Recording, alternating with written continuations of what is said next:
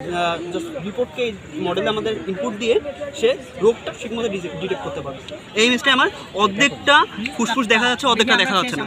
এই ইমেজটাও সে আসলে খুব ভালোভাবে ডিটেক্ট করতে পারছে। কত পার্সেন্ট ডিটেক্ট করছে? এখানে টিউবারকুলোসিস ডিটেক্টেড, এবং টিউবারকুলোসিস 100%, তার নিউমোনিয়ার কোনো সিনড্রোম নেই, তার নর্মালের কোনো সিনড্রোম নেই, মানে সে 100% টিউবারকুলোসিস যক্ষা রোগী। একটা সফটওয়্যার বেস একটা নিউরাল নেটওয়ার্ক মডেল তৈরি করেছি, যেটা একটা নিউরাল ইঞ্জিনের সাথে কম্পেয়ার করা যায়। এটা আমার করবে কি, আমার হলো ফুসফুসের এক্সরে রিপোর্ট যদি আমি মডেলকে দিই, তাহলে এই মডেল ওই রিপোর্টের বেসিস বলতে পারবে, আমাকে ডিটেক্ট করে দিতে পারবে সেই রোগীর আসলে ফুসফুসের কোনো রোগ আছে কিনা এবং তার স্পেসিফিক কোন রোগটা আছে। এখানে দেখা যায় আমাদের সারা ওয়ার্ল্ড ওয়াইড প্রেক্ষাপটে প্রায় 40%, একটা রিপোর্টে দেখা গেছে প্রায় 40% রোগী ভুল চিকিৎসা পায় শুধু মানে রোগটা ঠিকমতো ডিটেক্ট না হওয়ার। এখানে রোগটা আর্লি ডিজিজ ডিটেকশন একটা প্রেক্ষাপট আসে। আর্লি ডিজিজ ডিটেকশনটা অনেক ক্ষেত্রে আমাদের পাওয়া যায় না। রোগটার নির্ণয় হয় সেকেন্ড স্টেজ বা থার্ড স্টেজে, মানে ফাইনাল স্টেজে। তখন আমাদের তাকে উন্নত যে চিকিৎসা দেওয়াটা, তার রোগটা নির্ণয়ের পরে যে চিকিৎসা সে পাবে সুস্থ হওয়ার জন্য, সেই চিকিৎসা দেওয়াটা অনেক টাফ। তো আমাদের এই নেটওয়ার্কটা, আমাদের এই মডেলটা এটা এইভাবে ডিজাইন করা যে ডাক্তারকে একটা সহায়কটা আমি একটা প্ল্যাটফর্ম দিলাম, একটা সফটওয়্যার দিলাম, যে এখানে আমরা একটা ডিপ নিউরাল নেটওয়ার্ক বেস একটা মডেল তৈরি করেছি। এই মডেলটা কী করবে, ডাক্তার জাস্ট তার রিপোর্টের উপর বেস করে জাস্ট রিপোর্টকে মডেলে আমাদের ইনপুট দিয়ে সে রোগটা ঠিকমতো ডিটেক্ট করতে পারবে।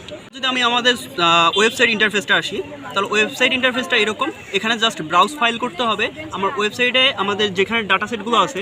আচ্ছা, আরেকটা কথা বলার এখানে বাকি আছে, যে আমরা যেটা বললাম যে ডাটা আমাদের রোগীর যে এক্সরে রিপোর্টটা জাস্ট ফোন দিয়ে ছবি তুলেও কিন্তু আমাদের এখানে সে রোগটা ডিটেক্ট করতে পারবে।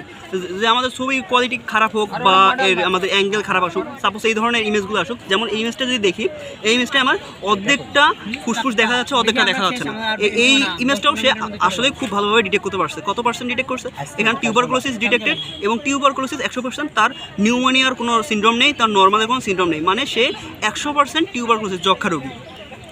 আমাদের এবং আমাদের অ্যাপে আরেকটা স্পেশাল ইন্টারফেস আছে, স্পেশাল ফিচার আছে। এখান থেকে চাইলে রোগীর যে রিপোর্টটাও এখান থেকে জেনারেট করা যেতে পারে। যে সাপোজ এখানে যদি আমি এখানে একজন রোগীর জন্য নাম লিখি, যে সাপোজ আরিফ, তার এজ 25, জেন্ডার মেল। এখন যদি আমি রিপোর্টটা এক্সপোর্ট করি, আমার যে কোনো একটা ফোল্ডার সিলেক্ট করতে হবে যেখানে আমি রিপোর্টটা নিতে যাচ্ছি। তো আপাতত আমি এই জায়গায় সব কিছু রাখতেছি রিপোর্টে।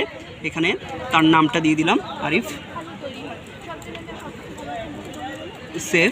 আমার তার রিপোর্টটা সেভ। এখন যদি আমি তার রিপোর্টটা অ্যাক্সেস করি, এই যে তার রিপোর্টটা এখানে চলে আসছে পিডিএফ ফরম্যাটে। এখানে তার নাম আরিফ, বয়স হলো 25, এবং সে টিউবারকুলোসিস, এবং তার টিউবারকুলোসিস কনফিডেন্স 99.6%। এই আমার ইন্ডিকেশনটা হেল্প করবে ডক্টরকে প্রেসক্রাইব করার জন্য, তাকে আসলে কীরকমভাবে প্রেসক্রাইব করা উচিত, তার রোগ কতটুকু কনফিডেন্স লেভেল পাচ্ছে, এখানে তার কোন স্টেজে আছে সেটা ডাক্তার বুঝতে পারবে, এবং সেই অনুযায়ী তাকে ডোজ প্রেসক্রাইব করতে পারবে। কালার এক্সপার্ট, জর্জ স্যাপ এবং মাইল্ড অন হ্যান্ডস টেকনোলজি সমৃদ্ধ অরিক্স ক্রিস্টাল ওয়াশ আপনার লন্ড্রি এক্সপার্ট। মডেলটা আমরা তৈরি করছি, এটা এখন এক্সরে রিপোর্ট নিয়ে কাজ করতেছি, মানে আমাদের যে লাংস ডিজিজগুলো আছে এগুলো নিয়ে কাজ করতেছি। ইন ফিউচার আমরা এই মডেলকে আরও আপডেট করতে পারি, আমরা এখানে সিটি স্ক্যান ইমেজ নিয়ে কাজ করতে পারি। সেক্ষেত্রে আমাদের যদি সিটি স্ক্যান নিয়ে কাজ করি, সেক্ষেত্রে আমাদের ব্রেন টিউমার বা ব্রেনের যত রোগ টোগ আছে এগুলো নিয়ে আরও আমরা ইন ডিটেলস কাজ করতে পারবো। আমাদের ভবিষ্যৎ চিন্তা ভাবনা এমন যে হচ্ছে, যদি বাংলাদেশে কখনো সম্ভব হয়, আমরা সব কিছু অটোমেটিক করে নিব। এই যে ম্যানুয়াল ইনপুট বা manual input system, manual diagnostic system, এগুলো রাখবো না। একদম সরাসরি হচ্ছে ইনপুট যাবে, ইনস্ট্যান্ট হচ্ছে আমাদের প্রেডিকশনটা হচ্ছে চলে আসবে।